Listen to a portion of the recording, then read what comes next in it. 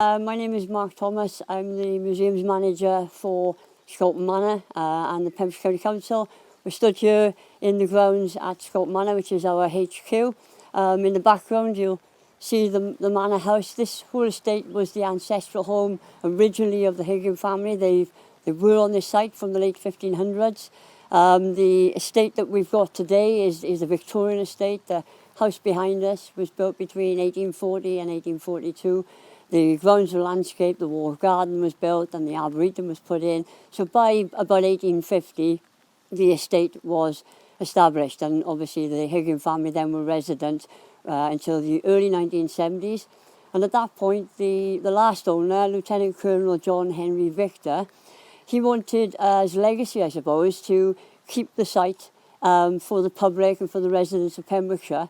So spoke to the old Pembrokeshire County Council as was, and it was acquired by the local authority in the early 1970s, and for almost 50 years now it's been a heritage site, a country park and woodland, and used for all sorts of things.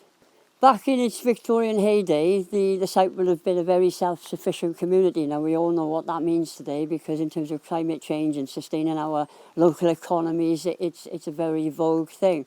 But back in the Victorian era, they were actually doing this. The estate with the house, the stable block and the walled garden was a very self-sufficient community. They weren't nipping down the road to Tesco's and other supermarkets that are available for their pineapples. They were actually growing their pineapples and everything they actually needed in the walled garden. Added to that was a series of workers and agricultural labourers who worked other parts of land that the Higgin family owned in the direction of Haverfordwest.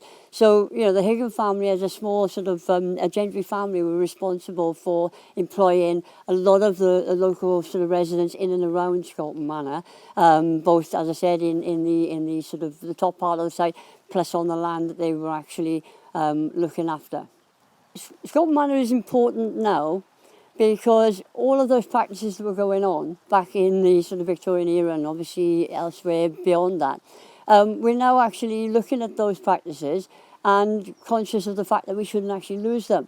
So Scolton Manor today is very much about actually keeping those working principles, following through on some of the practices that were actually done back then, and actually saying, actually they were a good idea back then, they're an even better idea today, especially in the light of climate change and all of the problems that we've actually got around the world. So what we've tried to do in terms of look after the heritage of Scolton is to actually underpin those working practices so that they become part of our everyday operation of the site. And so the heritage on the site isn't just about the buildings, isn't just about the manor house and the stable block and the fabric of the walled garden. It's the entire estate. It's the landscape. And so the landscape and the built environment that we know as heritage combined together is the actual fabric of the estate that we should be looking after. And that's what we're doing.